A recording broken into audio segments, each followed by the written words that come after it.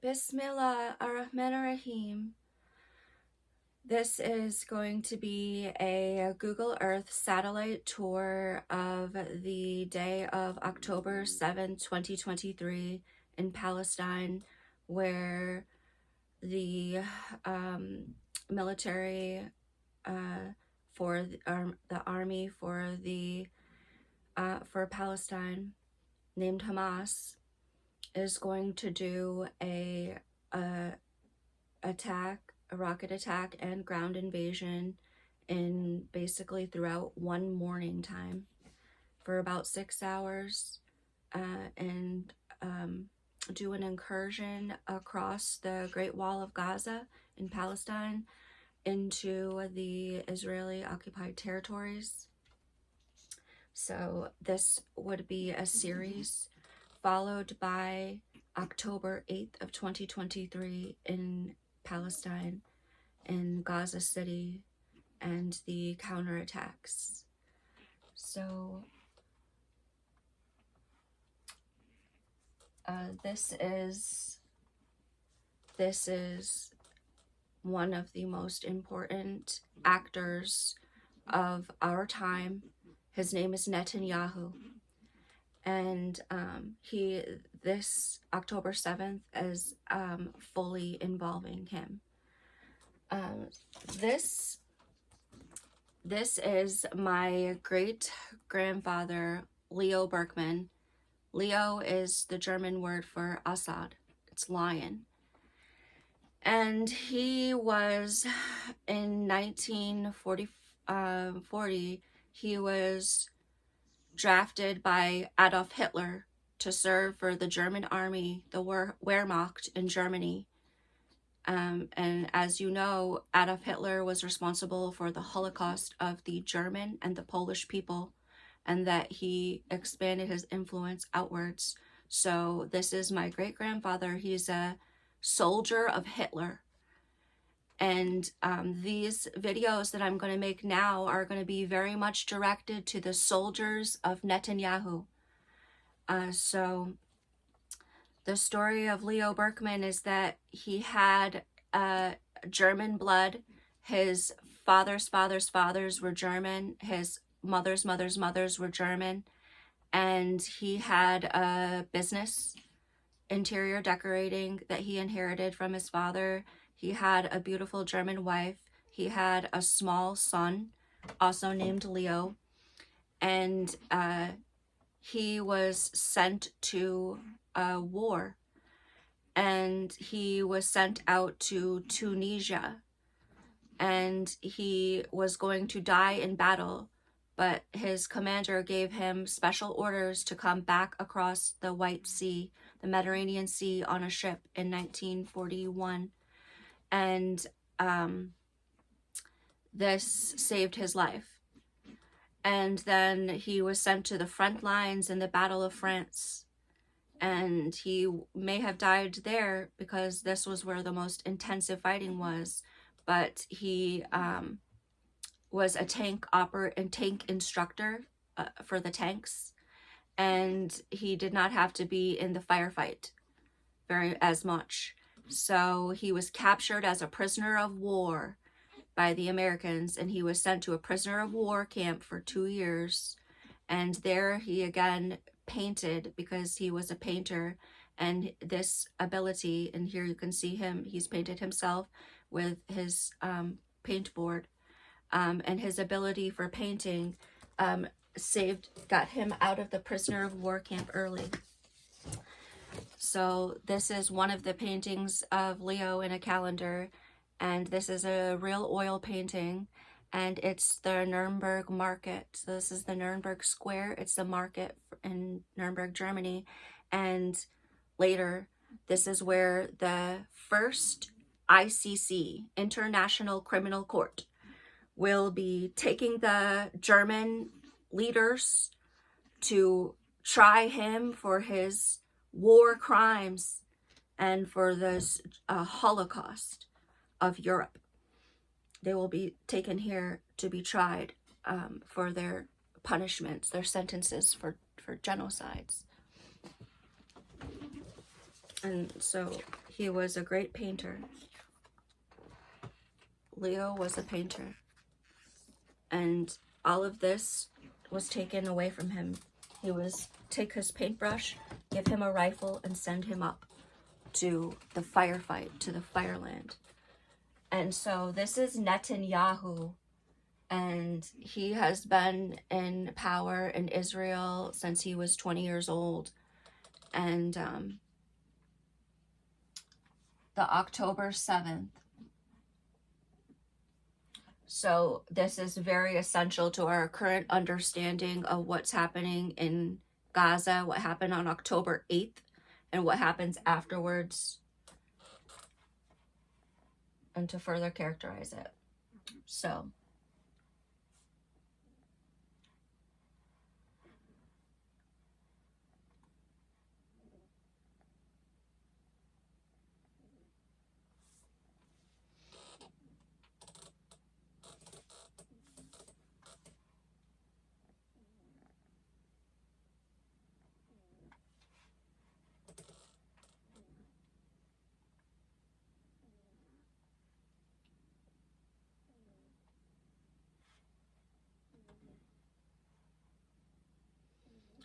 here you are on the east shore of the White Sea, which is the Mediterranean Sea, with the biggest and most important waterway in the world, crossing right in front of your face, all the time, from Europe across the Red Sea and over to India, and even over to China. So here you are, and there's one of the most influential cities here to your west, Cairo, and to your north, Istanbul, the two biggest cities in the region. And here is Gaza. Gaza is about 70 kilometers across the shore and 15 kilometers long at its widest end. And it's centered within Greater Palestine, which is Israel. So this territory here, from the Dead Sea westward to the shore, is Palestine. And this small area here is Gaza. So I'll try to focus intensively on the map.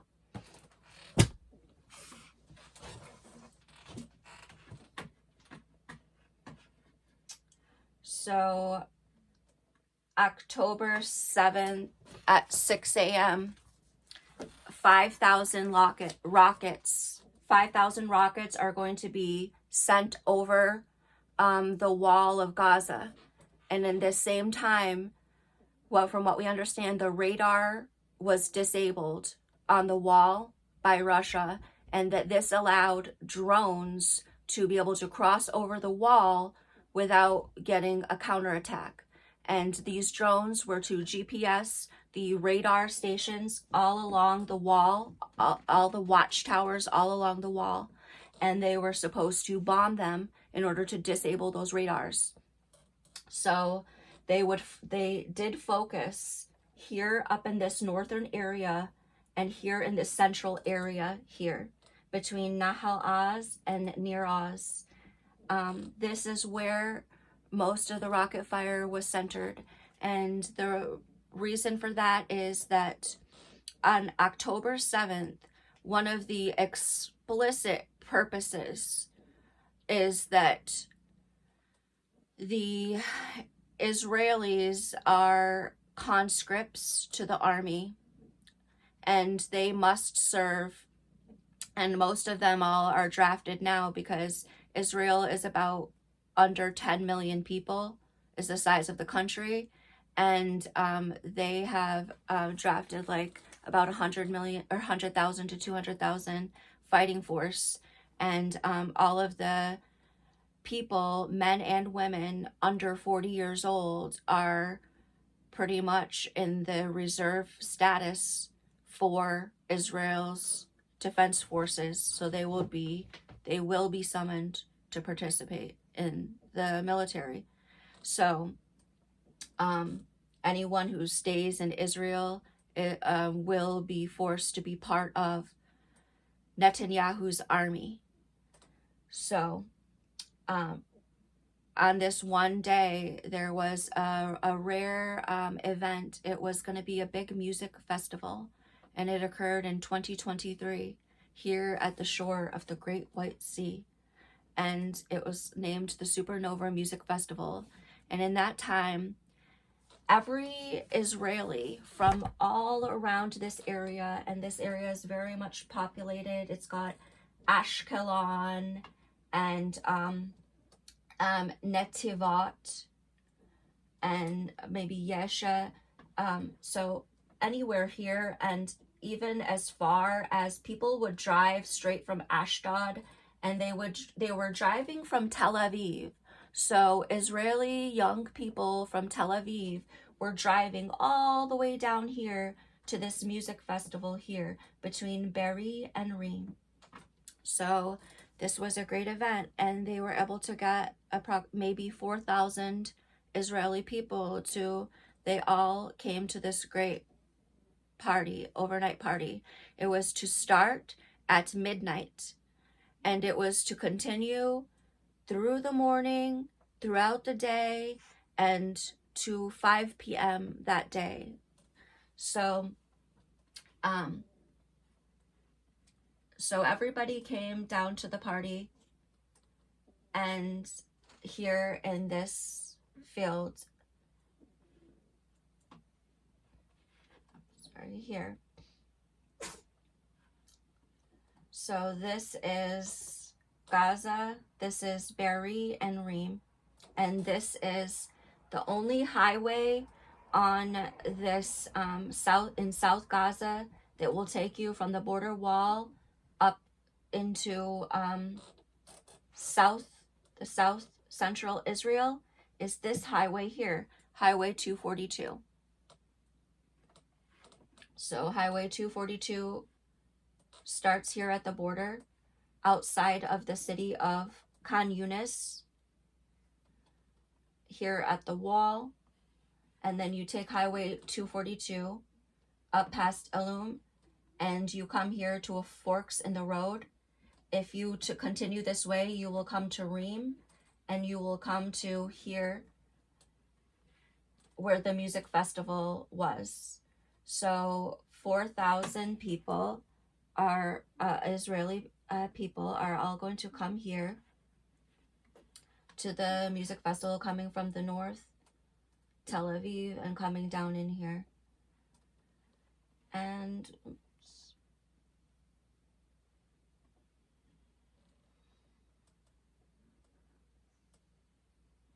there they are.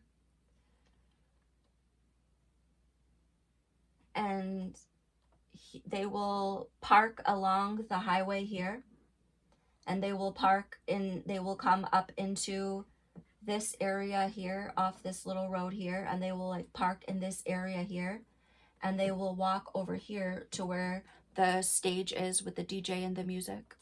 So they will have this set up here, and then this would be like the dance area where everybody is hanging out, and then there will be just, 1,000 for 4,000 people, like at least 1,000 cars here.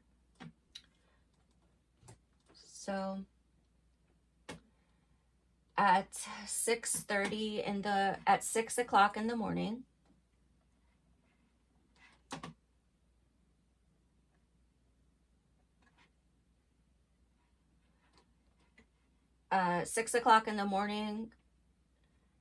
the soldiers from Hamas, the Army of Palestine, are going to start sending 5,000 rockets. I didn't mean to do that.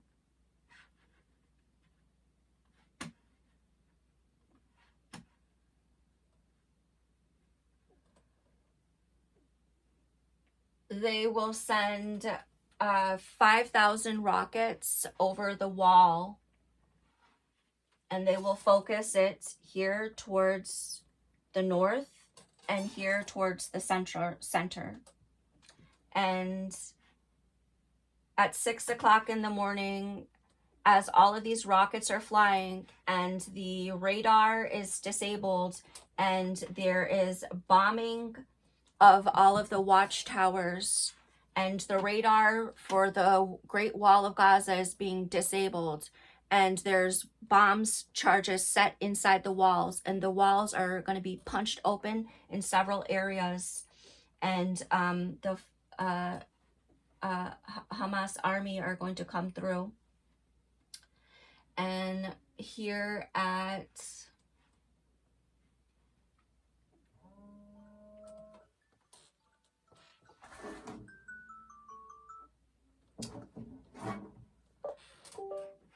here is an example of one of the radar. This is actually one of the weapons towers, and they'll just be off to the side. And so here in the north edge, the Eris checkpoint, and here on the east is near Nahal Oz, and they did manage to break those walls. Like here's Nahal Oz here in the north, which we're about to look at. So there's Nahal Oz, and they punched through the wall there. They got through Eris checkpoint in the north, and you'll see they broke the wall here and here in the field. So if you can see this area, so they came across the field, and that will be here in the north. Focusing fire up here in the north. So I'll discuss the time between 6 a.m. to 7 a.m. and I'm going to discuss the north front and the east front, which are the two main fronts that occurred. So they're going to send a limited number of men through one opening here in the wall, and they're going to take this highway here towards Zakim, and they're going to focus fire this way towards Ashkelon.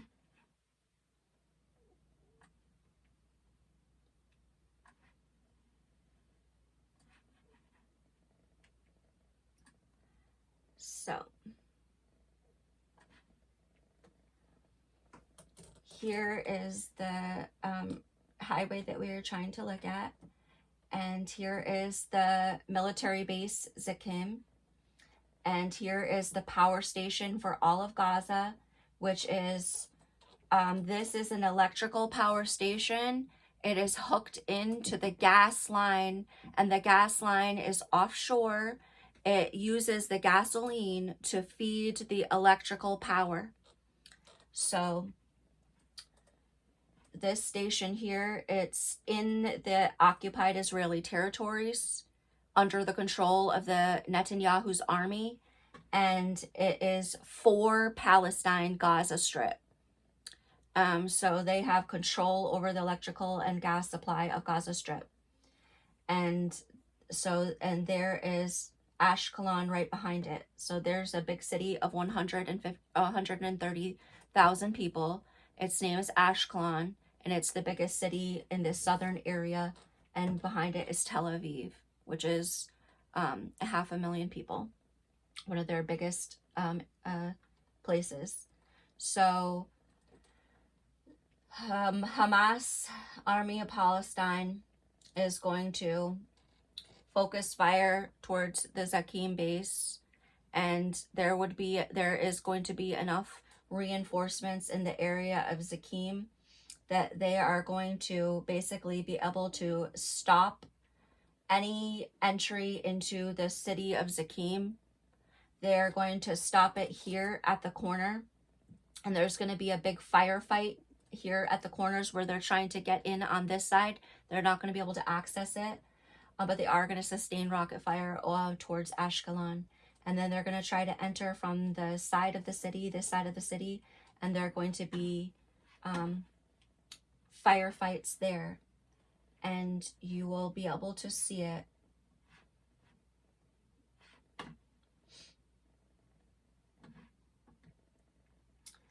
This is the map of all of the fires that occurred on October 7th on the main article for Wikipedia.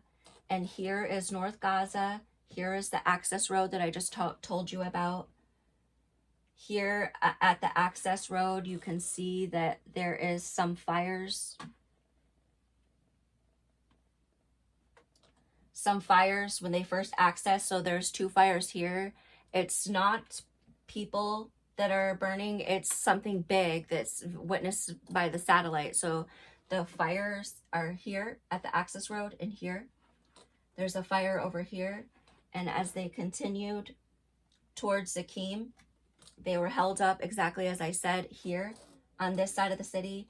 And then there was a big firefight here on this side of the city when they were trying to get over to the plant. And just off at the end, you can see that they did manage some damage. Here, there's a fire on the end of the plant. And that's as far as the map goes this way. Traveling east along the northern border wall of Gaza, along this road on the occupied Israeli side of the border, and this is the Great Border Wall. I'll show you it on the satellite images. And the next place you see a fire is here at the Sirdat base. Let's check. At the Erez border crossing. Here outside of Beit Hanun, which is North Gaza City, along the Salah al-Din highway. There is this border crossing here, the Beit Hanun border crossing or the Erez border crossing, and you see a small fire there. And then you come up to the east corner outside of the wall of Gaza, and you see that there was a lot occurring here. This is Sirdat city, and this is the base here, I think. And then there is a area here which we'll look at via satellite, and we will also look at this road here to the east corner, which is the very next road in. And you can see that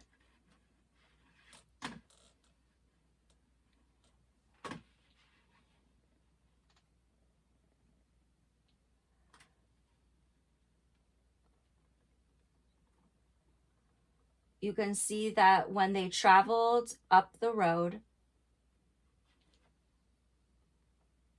when they crossed over the Gaza wall and over the fence, that there was fires occurring along the highway and here at the edge. And here is the actual city with the residences.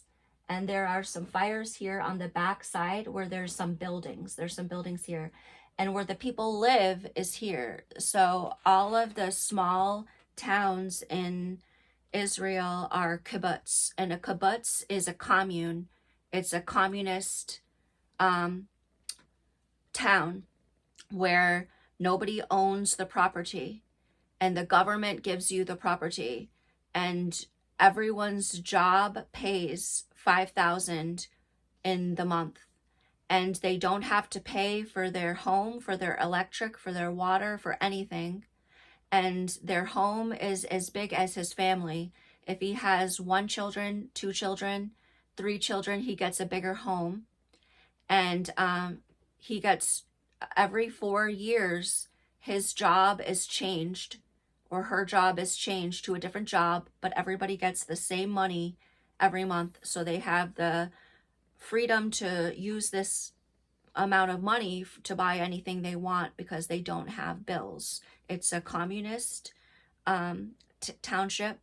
It's called a kibbutz in the Israeli language. So they're always set up this way where all of the homes are going to be on one side and all of the factories are going to be on the other side. And they're going to have like maybe one entrance so they can keep a little bit of security there, and you know, to protect their area, their neighborhood. So you can see that the fires in all of this October 7th attack, you're going to learn that the fires are not in the homes. And there's only a small number of homes that were burned, and they were in one place only, near Oz. And all of these fires here are cars, and that they are watchtowers and military locations. So therefore, the Hamas army of Palestine never went in to burn the homes of civilians. No, they did not. They went in there to catch the Israelis at this party, and I will describe it next. And they went to specifically target and disable the watchtowers along the walls and the military intelligence collection bases, which were taking all of the surveillance from the wall into the monitoring station. And that's where they hit. So we are here at the north near the Erez border crossing.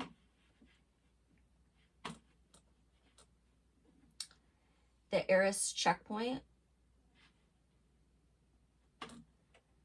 And the group is going to come up and through the highway, and they're also going to come through the wall on the field on the other side, which you saw in the last picture.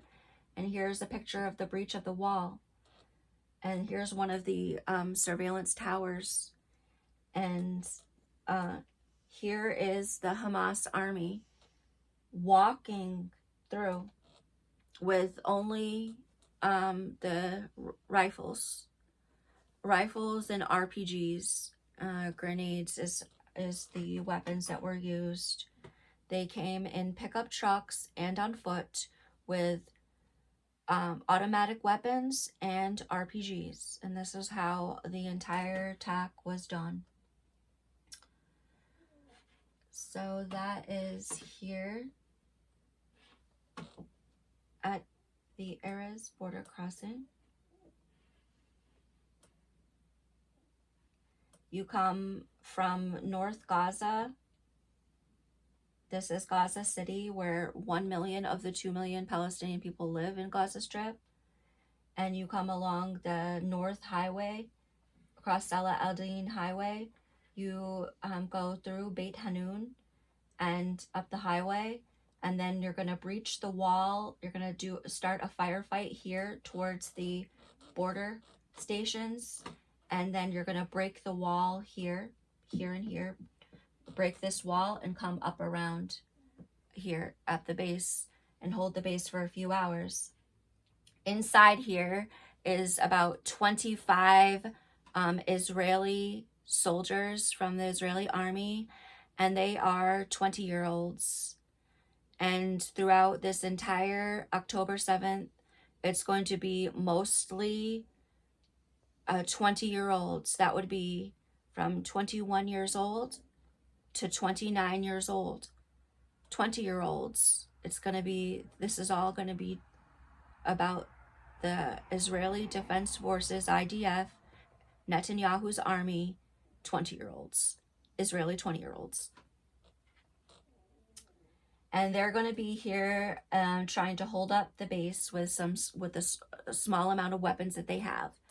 And throughout this entire October 7th, all of the Israeli people think that all of these rockets that they're seeing in the sky, that this is something big. They're going to understand that something big is happening.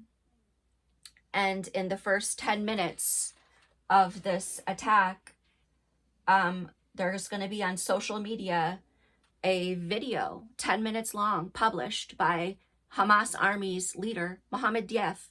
And he's going to say, the enemy will understand that the time of their rampaging without accountability has ended. So rampaging without accountability, the time has ended for the Israeli 20-year-olds who are rampaging without accountability. It's ended now. And meanwhile, all of these 20-year-olds are going to be encountering this Hamas Palestinian army. And so here they are. There's 25 of them approximately, and they're going to try to fight with this invasion that's happening. And they are thinking all of the time that any minute the more Israeli army will come and save me. More Netanyahu's army is behind me, and he will come and save us here in the police station. So these 20-year-olds are going to be engaging, and they're going to think that this Hamas army, it's just a small number of men, and we just have to hold this area for a small time. And after about 1 hour of fighting, of getting fired at inside this Eris crossing, these 20-year-olds are going to come to the understanding that any minute now they're going to be overwhelmed and they're going to be killed. And they're going to try like hiding throughout the rooms and giving a little fire and then hiding again. And over 20 of them are going to be killed. And when the Israeli Netanyahu's army sees that already 20 of them have been killed, the other 4 of them are going to decide to save their own lives, and they're going to break a window and jump out that window and run across this field as more soldiers are breaching this wall and coming around. And from this base, the Hamas army are going to control this base for an hour or two. And as I said, 20 killed and 4 escaped. And the only other thing of significance in this area is that there is going to be a fighter jets that are going to hear at about 6:30 after all of these incoming rockets. So it's actually helicopters. There's going to be 2 helicopters on standby that are going to be quickly joined by 4 more helicopters that are scrambled up to be on standby. And the helicopters are going to start at around 6:30 a.m. They're going to be up in this area here at the north wall, trying to sustain fire. And then they're going to get orders to go here to the east to Nahel Oz. So they're going to be up here in this area trying to sustain fire towards Zakim base. And these 2 helicopters are going to get orders to fly past Sirdat over here to Nahel Oz base. Actually, it's here, Nahel Oz base.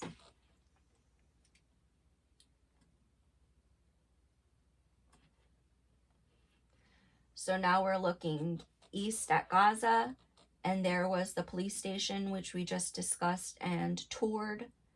And we did see the fires. We saw that the fires were centered here on this corner of the city, out in this open field where there's nothing to burn. So there was a huge firefight here. And as we know, this is where Hamas broke through the wall. So we're going to look at that fire map and see where the fires occurred on this day of October 7th. And we're going to correlate them to the attacks that we know. And we're going to see that those Israeli helicopters are heavily involved in the appearance of the fires on that day. Is in this area here. And they will focus next at the Nir Oz entrance at the of the Nir Oz wall, which is all the way south at the Nir Oz crossing. And they are going to be refueling and resupplying from out here in the desert at the Ramon military base. They're going to be refueling and coming down to the Nir Oz opening in the wall. So we're still up here where they have scrambled the helicopters over to the Nahal Oz, and this is right before 7 a.m. And now they have 4 helicopters in the air around Nahal Oz, and they are trying to stop the crossing at the wall. Now, the Nahal Oz is a control center for the Gaza Wall's defense. Nahal Oz is a military surveillance base of 30 women. Netanyahu's army, it's 30 females, 20 years old, and they don't have weapons. There's only a few weapons there at the base. The Hamas is going to come through that wall. They're going right after 6:30, and by 7 a.m. there's going to be sound of gunfire. So the rocket sound is going to become less, and the sound of automatic gunfire is going to be heard. And the women are going to try to fight once again. They are going to be radioing and calling their dads on cell phones, and they're going to be telling everybody on the WhatsApp what's happening here. And they are going to think that any minute Netanyahu's army is going to come save us, and any minute we will get protection. And about 15 of these women are going to be killed here before the last handful of women understand that they need to run. And then those last 5 women are going to run and live to give interviews and tell about it. And the helicopters are going to be dispatched to this area. And by 9 o'clock in the morning, about an hour later, those helicopters are going to be finished here at the border around Nahal Oz and flying over to the Nir Oz breach over, so that would be past Reem, and over to Nir Oz. Here is Nir Oz. It's here towards the south of Gaza. It is outside. If you go to, let's go to Nir Oz. Whoops.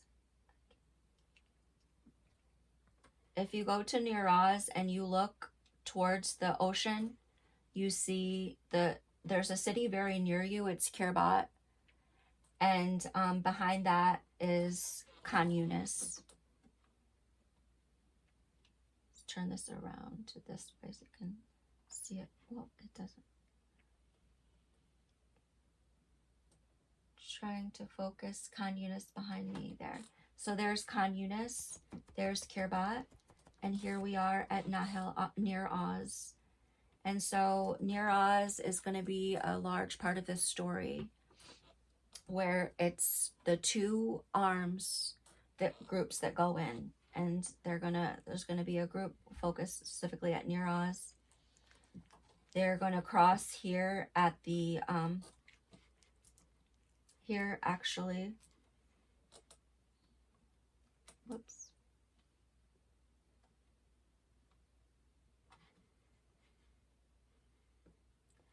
They're gonna cross from this road, from this highway,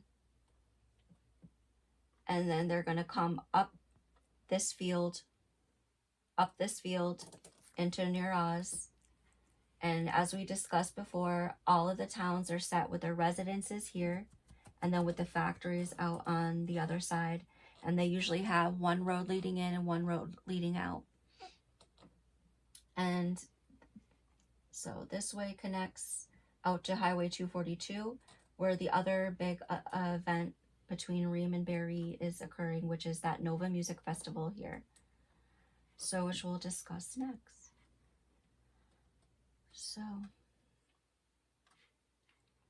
So the helicopters are going to get the orders around 8 o'clock to start heading out towards Nir Oz. where there is a hole in the wall, and there's a large number of the Hamas Army of Palestine coming in and out here at this border here, right where Nir Oz is.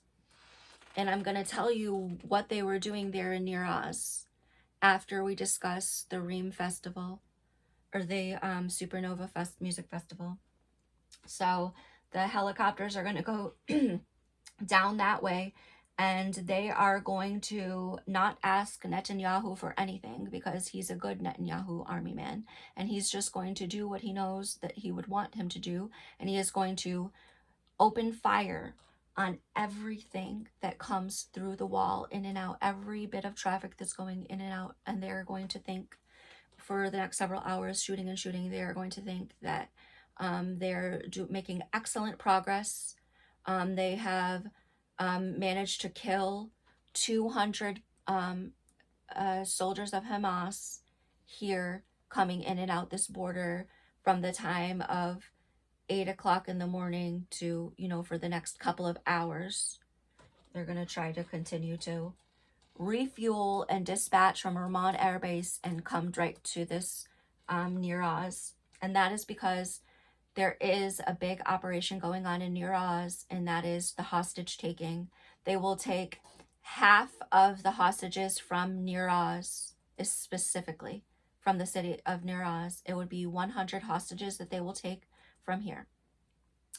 And in order to get those hostages, they will burn part of the city that comes under a firefight. And it's possible even that those helicopters were involved with that, of the amount of burning on the one side of the city, of the residences, to get people to come out of their safe rooms, to encourage them to feel like they need to escape their safe rooms.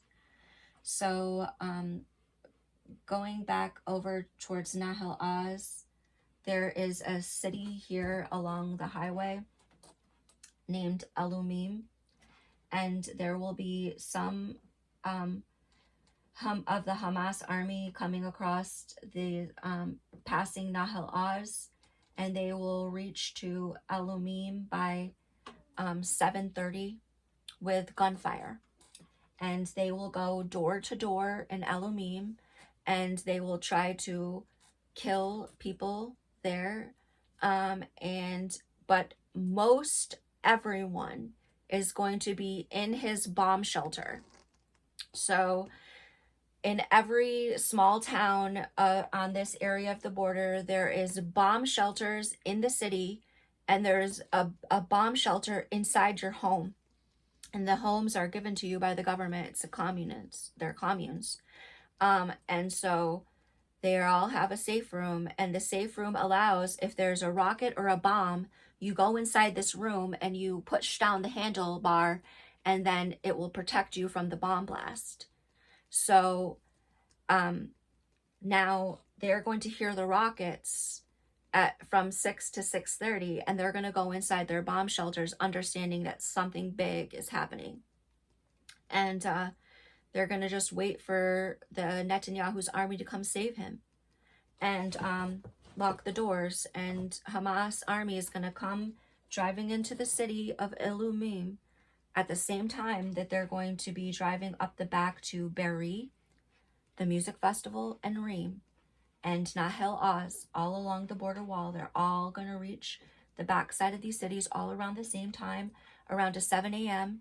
And that's when the rocket fire is going to turn into automatic machine gun fire, and it's going to be sound very near to you.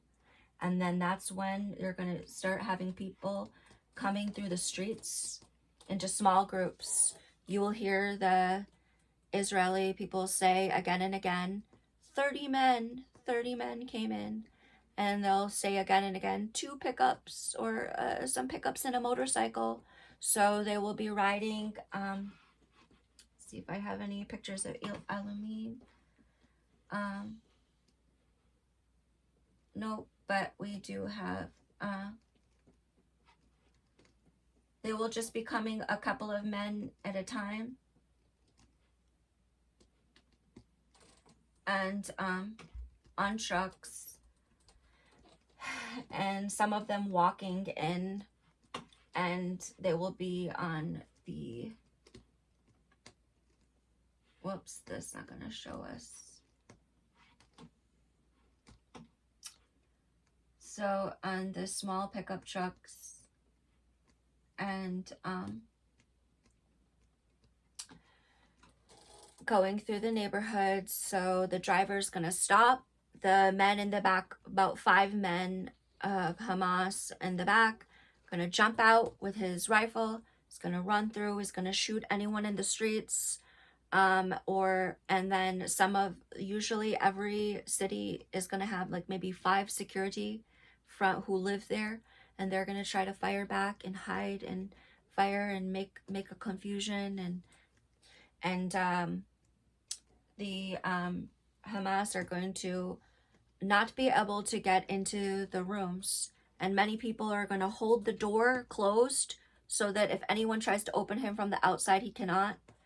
And maybe some people are going to be hit through the door with the weapons, and get some injuries, and they're going to hold it for save their own life. And these people are going to wait 6 hours before Netanyahu's army comes to save him. So that would be till lunchtime. So from 7 a.m. or 8 a.m. till the afternoon time.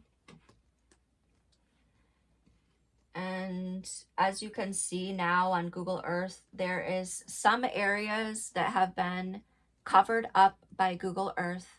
So this is a editing of the picture so they can not allow you to see what happened. And they've done it for some of the places, but like they've done it for part of Serda. They've done it, they were worried about these grass fields, like as if something happened there, so they've covered this up. And then they've done it here at this highway, so God only knows what they are covering up. This covering up of the maps happened about 2 weeks before today, so this is very new, happened this month. They covered up these maps right about the time they started to attack the West Bank.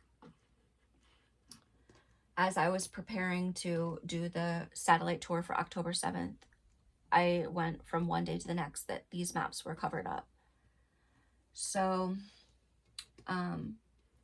here's Kafir Aza and Alumim.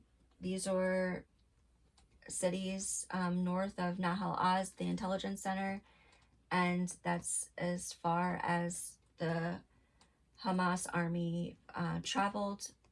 And then they jumped onto Highway 232, and they began to take control of this highway here to between Be'eri. So almost all of the action occurred on October 7th, was very focused on one area, and that is the area of the Supernova Music Festival. And the purpose of that is that, as I described before, they were all 20-year-olds and maybe some 30-year-olds at the Supernova Music Festival, and they are the Israeli people from all around this area. They all traveled to go to this festival, and they're all going to be here. And here is the main stage. Here's the Highway 232. Here is the city Be'eri, and here is the city Reem. So they're going to be focused to this area here. This is where 4,000 people having a party are going to be. So at 6 a.m., rockets start to fire, and they see the sky light up red, and they quickly understand this is big.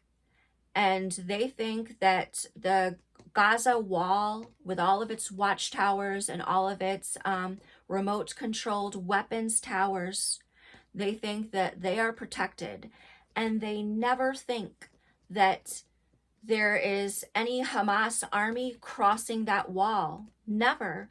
And they never think that if any Hamas army crosses this wall, it will be a big army. No, it will be just a small number of men only. So the rockets fire, and the Israelis start to get nervous, and many of them think that they're going to be okay. They're just going to stay here on the area and lay low because they have been taking drugs to get high, because it's a music party rave. It's called the Supernova Music Festival, and it's like a trance party. And it started at 12, and it's in this beautiful desert here at the face of the White Sea on the east shores, between the great powers of the world economy. And it's just, the dawn horizon, and it's going to come up over the desert, the Negev desert, and they're going to party all day till 5 p.m. And so, so according to the news media, thousands of these 4,000 are going to think that this rocket fire is enough, and that they are afraid, and that they are going to get in their cars and start to go. And at 6:30, the rocket fire is going to become so scary. After 30 minutes of rocket fire, it's going to become so scary that the sound man is going to stop his music. And he's going to say on the microphone, everybody, there's something serious going on. We need you all to stay down and hide. And if you can, go. And some people are going to see that there is very many cars trying to get on the highway and trying to go north and trying to go south. There's going to see so much, and they're going to realize that they're probably not going to be able to run in the car because there's too much on the road. They're like, okay, we're not going to get anywhere that way, so they don't know what to do. So within 1 hour from this time, around 7:15, they are going to start to hear the machine guns, and they're going to start to hear the machine guns very near him. And that is because, and they're not going to know that it's going to be a very big number of Hamas army. They're going to think, oh, it's some kind of small attack. And so they're going to lay low here.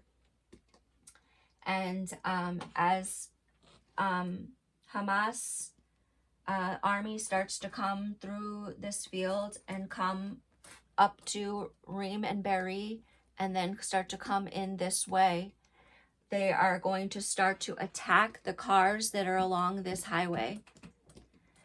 And I guess I will discuss what happened to the people in Reem and Be'eri first, because the first people to go from the Supernova party are the people that made it down the highways. So that was the only way out. They took the highway.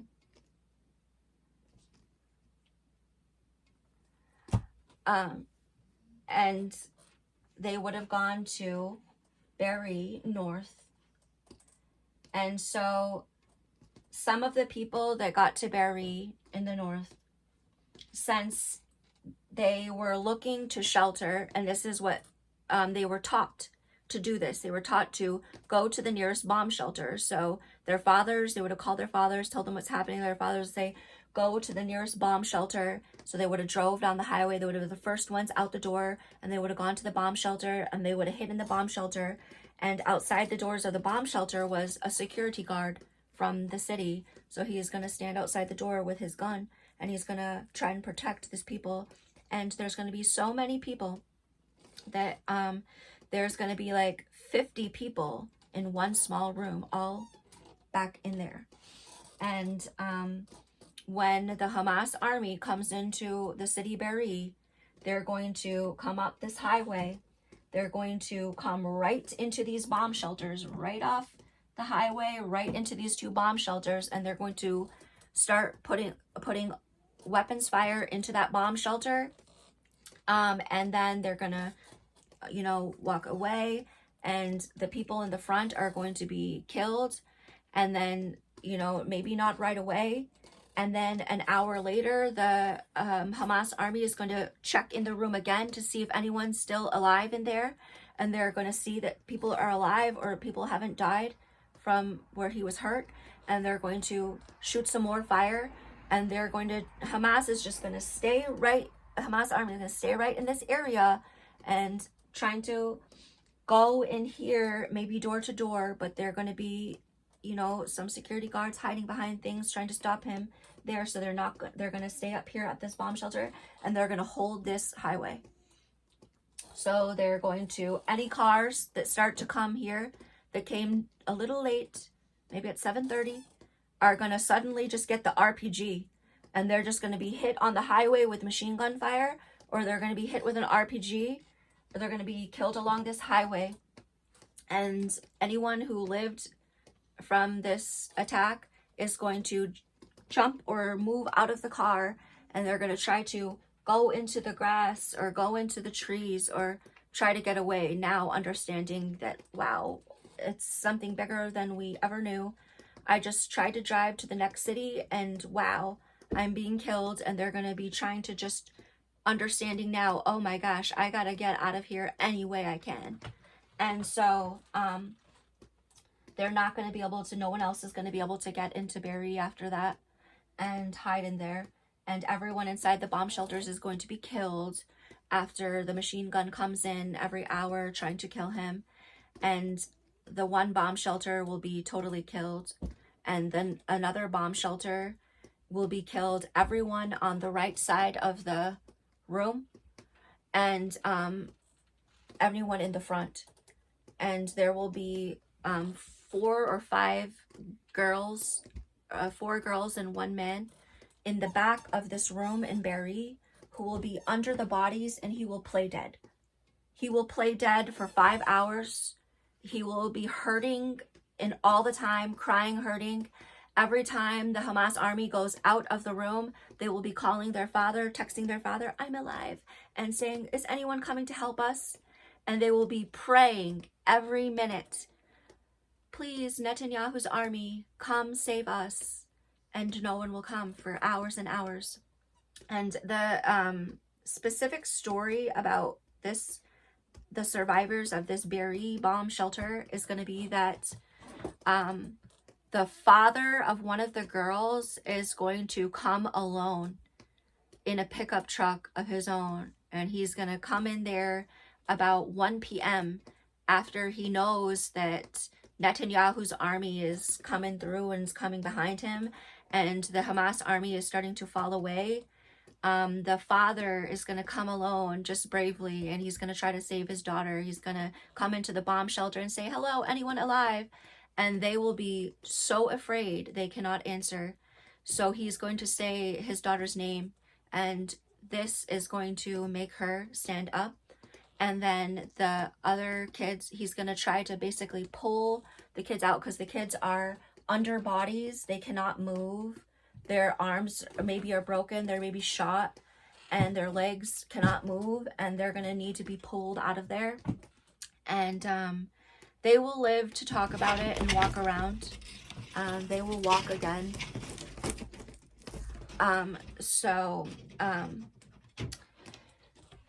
The other bomb shelter, so those are the first people to run from the Supernova Music Festival that made it to the bomb shelter. And then there will be people in Reem. They will come into these bomb shelters and into the bomb shelter, and I think 1 woman will live from this bomb shelter. She will live because she's under bodies. She will live because she's silent. And even when she's shot in her leg, she won't scream. She will be silent to play dead because she knows her life will finish if she did.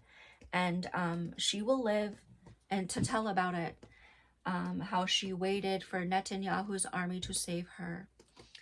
And that it took till the afternoon. And the people of Reem will tell you that the Hamas army went door to door and that they tried to take people. And you will learn from the fire map, you will learn that these fires these fires are not the homes of the people. The homes in Be'eri and the homes of Reem were not destroyed. They stand today. These fires are the cars from the Supernova Music Festival. And we'll see that now on the satellite tour. So here is, go this way. Here is Be'eri and here is Reem. And here is the Supernova Music Festival. And here is the stage. And you will see that the fires are all around the stage. And when we go to the stage,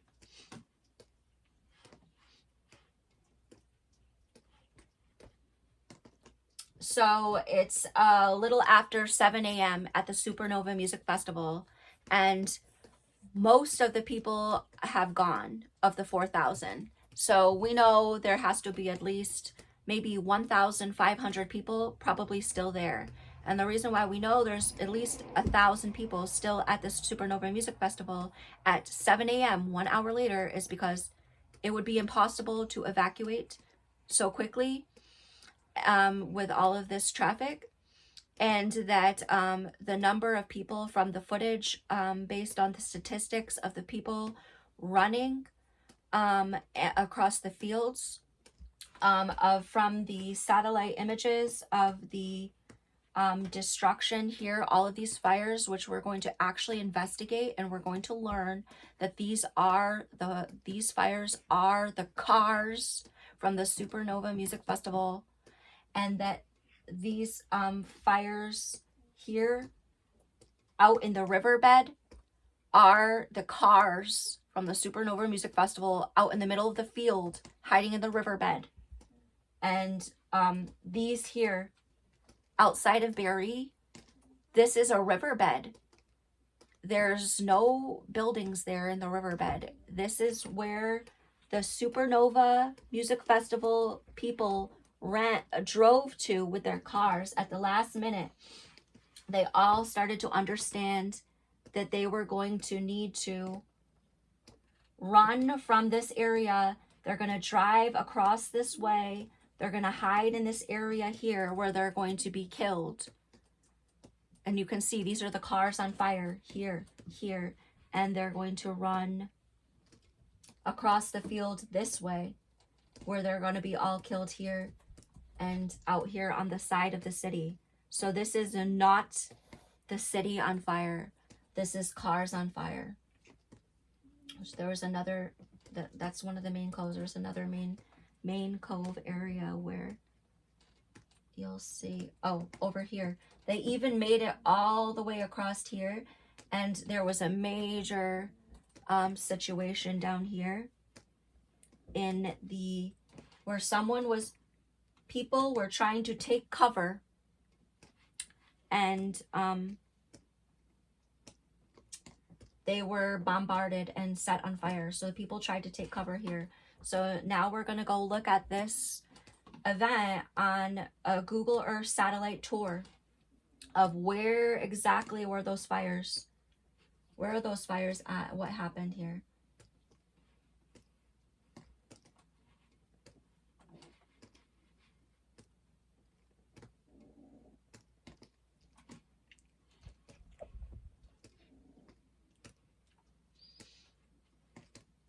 So there's Reem. So here's the, here is where the music festival happened.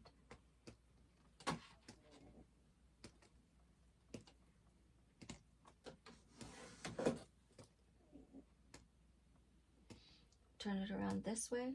All right. So here we are looking out to the White Sea. We're looking out to the White Sea, and here's Gaza, and we're here in Israel at the Supernova Music Festival, and it's around 7 a.m. and we're starting to hear the sound of machine guns, and they're getting closer and closer.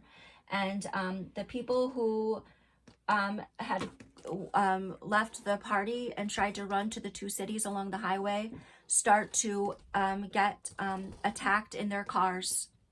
And they're going to be attacked with RPGs and with machine guns. They are going to start to turn their cars around and try to drive back into the music festival. And they are going to try to jump out of their cars if someone is shot or something, and hide under the cars. And they're going to try to jump out of the cars and run across the fields. And anyone who's got under their car, the Hamas army is going to be driving up this highway, and they're going to go car by car, and they're going to kill anyone still in those cars. Anyone under the cars, they're going to kill them. And so there's going to be thousands of people. It's 4,000 people went. There's got to be at least 2,000 to 3,000 still on the roads between Be'eri and Reem and at that festival, because it's only 1 hour later. So all of this 4,000s is pretty much did not make it very far around. They're going to be right in this pool. So the people here at the festival are going to be hiding in this area, and they're going to see people getting hurt, and they're going to try to set up a little spot to lay the people down who are injured, thinking that anytime Netanyahu's army will come save us. And then the shots get closer, and people start running back down the road saying, there's Hamas army there, we need to run, there's more attacks. So the group here is going to understand we need to get out of here now. So they're going to grab a van, and they're going to get people in it, and they're going to start driving out this way. There's going to be some people that are going to hide here in these trees here, and they're just going to kind of move around here to here and here in the trees and just hiding very silent. And they will survive. About 10 people from here will live. There's going to be people who are going to run out this way, and all the while the Hamas army is going to be coming, like first a 2 pickup trucks, then 4 pickup trucks, then 10 pickup trucks, and suddenly there's a lot of them all around, and there's like under 2,000 people starting to set off from this area. At least 1,000 people and at least 500 cars still in this area. They are going to be setting off this way, understanding that there's no way to go over there. And some a couple of girls are going to hide in these trees here, and they're actually going to live. No one is going to look up or be able to hear them or understand that they're hiding up there in the trees. They'll live. People are going to be hiding out here in the fields, and they're going to think that they can get down into the, they're thinking that if they can get down in here off the road, that they can just hide, and then they're going to hear like the machine gun over their heads, and some of them are going to be killed here. And then the other ones, seeing this, are going to either hide or move and try to move around. So people are going to live. There's going to be so many people here, and a lot of them are going to be killed. So by the end of the day, it's going to be 400, supposedly 400 of the 1,000 Israelis that die. 400, half of them are going to be right here. But what is more likely true is that most all of the people killed are right here, and that the Israeli leader Netanyahu is a liar, because if you look at the map of the destruction, you can see here is the Supernova Music Festival. Here's where everybody was running. Here's where everybody ran at the last minute. And this is a riverbed. It's fire. It's on fire. The river's on fire. So it's a dry riverbed, and that's where the people were hiding. So they went all here and all here, and that is, and here's along the border wall and here in this area. So The October 7th was a special focus on catching the off-duty Israeli defense forces, to be able to encircle them and to overwhelm them when they did not have the weapons. And they did kill them here at this Ream. So it was all about the Supernova Music Festival. So we will be continuing with the series on this event, and we're going to tell you the October 8th and what happens to Palestine and the number of people killed on this day. If it is 500, most everyone was killed here at this music festival. This will repeat the day after in Palestine. 500 killed every day of October after this by Netanyahu's army. They are going to kill the same number of people killed in this one day. They are going to kill them in Palestine and Gaza Strip every day. And Palestine and Gaza Strip, it's 2 million people. This is 5 times smaller than Israel's population. So the October 8th in this series is going to be a very important part of the story, where we're going to hear about massacres daily, thousands, until 1 year where we stand today in 2024 September rather, that there's going to be 50,000 that are said to be killed, when we know that the true number of people in Palestine killed in 1 year is actually 100,000 or more. And we know this because of the numbers. You have to look at the numbers, and they show you 6,000 killed by 2 weeks later. 2 weeks after this day, 6,000 killed in Gaza City alone, and within 4 weeks, 12,000 killed, and that is only what they counted. And mind you, these are bombs breaking buildings. Like, a building is a big structure, it's a mountain, and to break these mountains again and again, and to tell me that there's only 12,000 killed in the 4 weeks, when you have broken all of this, which is this map, which we will see. This is 1 year later, the destruction for the Gaza Strip as a retaliation for October 7th, where, as you now know, it was specifically, this is the destruction of Gaza. This is 75% destroyed. This is 50% destroyed, 50% destroyed. And this is a retaliation for the destruction on the October 7th.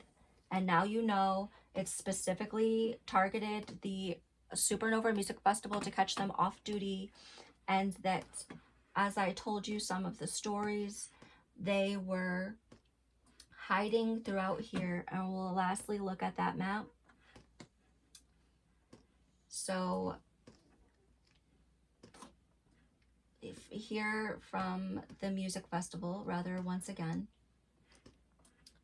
here at the stage, here at the roadway, the highway, and there is the shore of the White Sea and the Great Crossing, and there is Deir al-Balah, and there is Khan Yunis, and the people ran as they realized that there's a large number and they cannot get out on the highway. Now suddenly things get very serious for the people at the music festival, and they begin to just run through the fields, driving their cars with people in the back, driving with people running everywhere all around you, hearing the weapons around you, and people are falling, they're shot, they're falling down, and cars are getting hit and crashing. And they will run this way, and they will run down into this grove here. And when you see they get down into this grove right here because they think it's lower, this is like a protection from rockets. And maybe the Hamas army, it's not big, and we can just hide down here. And if we stay as a big number of people, the Israeli people tried to all stay together, and they were like, you know, 30 cars, 50 cars, all driving. They're all together. This was a party, and so they're all down here now in the riverbed, hearing all of the shots, and this is where the Hamas army is going to come in, and they are going to kill them here. Let's turn the map entirely around. We can focus on this cove. This is at the back field. They just drove across the field, and they tried to hide in the first area that they saw. They saw, oh, it's all this green here. Oh, we can hide here. And they got down in here, and they said, we'll all stay together so that if any Hamas army comes, they will see how big we are, and there's so many, and then we will be okay. And some people who were running across this parking lot, including one Israeli tank. There was one Israeli army tank that was at the party, and he tried to do some defense, and then he ultimately started running too late across this field, and he was hit by the RPG, and the 4 men inside the tank are killed, and the tank is stopped. And the people that come after come running with nothing to protect them across this field. They're going to see this tank, and about 30 people are going to all get behind this tank and hide there like this. And the Hamas army is going to come around. They're going to start firing at the tank. They're going to come around. They're going to see 30 people all hiding like this, and they're going to shoot them. And so, a couple of people who are behind the group are going to live, and they're going to tell you the story. They're going to play dead, pretend they're dead, and they're going to lay down when the fires come, and they're going to be silent with the fire burning, and they're feeling this hot, and they're going to play dead, and they're going to live to tell the story that they were ambushed as they hid in a big group. And so we discussed that there was the fire there, and then there's going to be people that run out across these fields and try to go to the back way of Berry, and they're going to be hearing on their WhatsApps and their cell phones that don't go to Berry, it's not safe. So they're going to know at this time around 8 o'clock in the morning not to try and enter Reem and Berry. Don't go, stay out. And so then they're going to know to hide out in these areas. And they are going to go hiding down into another groves here, this one, outside Berry. They're going to come down past this field, and they're going to think, oh, it's grass here. And then if I get down in this place here, so if you look at the maps of the fires there, they're here. The fires are inside this. That is where the fires are on that map on Wikipedia, October 7th, satellite image map of the fires. They're inside this small depression here. And what can catch on fire here? Only a car.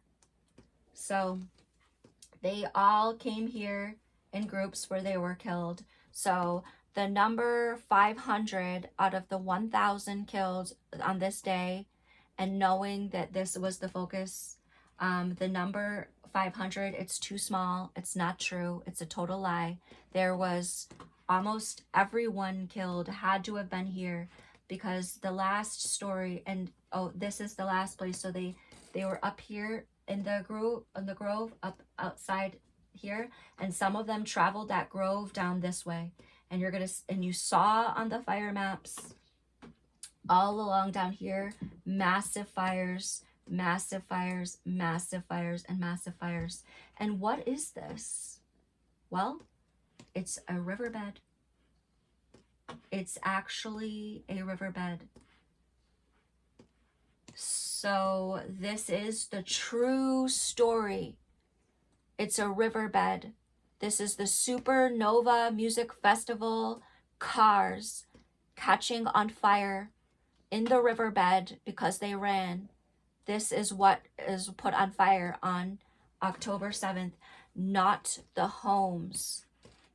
And the last place that was the major scale the front, as I discussed earlier, how there was a hole in the wall at Nir Oz outside Khan Yunis, and that it was, there's Nir Oz, and outside the city Kuza, they came up this specific road here and got into the backside of Nir Oz. And the mission for Nir Oz was to catch hostages and to take the hostages through the border wall. And so they're going to go door to door in Nir Oz, and they're going to take hostages. 100, half of the people taken hostages will be taken there. And in order to get people out of the homes, there's going to be a number of fire. And this could be from the Israeli helicopters that I told you were scrambled to this area, because there was a large number of traffic coming in and out of the border crossing, in and out of the border here, in and out, for hours. So therefore, the Israeli helicopters are going to come over here and they're going to fire at this wall as much as they can, and they're going to kill 200, but probably a lot more, because they have a lot of weapons on those helicopters. So they probably killed a lot of people here. And despite that, they came late. They came at 8. They came a little late, and they came after 8. And 100 hostages were taken out of this area. So where we stand today, and this is going to be a series of videos, we're going to discuss what happens the next day. As a matter of fact, the Netanyahu's army began the assault even on this day.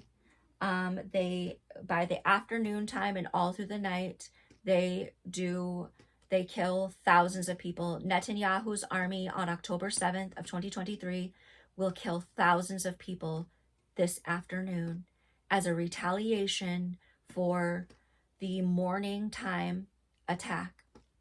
They're going to send fighter jets over Gaza City, and we're going to discuss all of this in a series, and we're going to do satellite tours of this most important events that have happened in our time.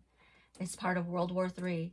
And so now in the month of September of 2024, we know that Netanyahu is already starting a West Bank incursion, where he is doing exactly to the West Bank in the first 1 week what we have seen him do to Gaza Strip.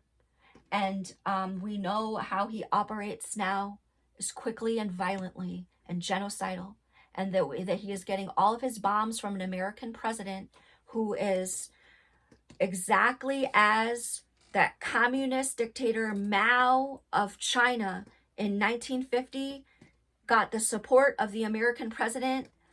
And now here they are once again giving support to this Netanyahu's army, supplying all the bombs that were needed. So you can say that it was an American destruction with the hand of Netanyahu's army. This is an American destruction of Palestine, and that we'll be discussing the series of, and that the audacity for Netanyahu's army to push all of the Palestinian people, over 1 million, here into the shoreline of Rafah, into the beach side, and then to come down this highway here, the audacity to stand with your Israeli tanks here at the border of Gaza and to hold with weapons and tell the Palestinian people, you cannot run, is 100% straight Warsaw Ghetto, Poland genocide of a city killer. So we'll discuss this in a series. Allahu Akbar.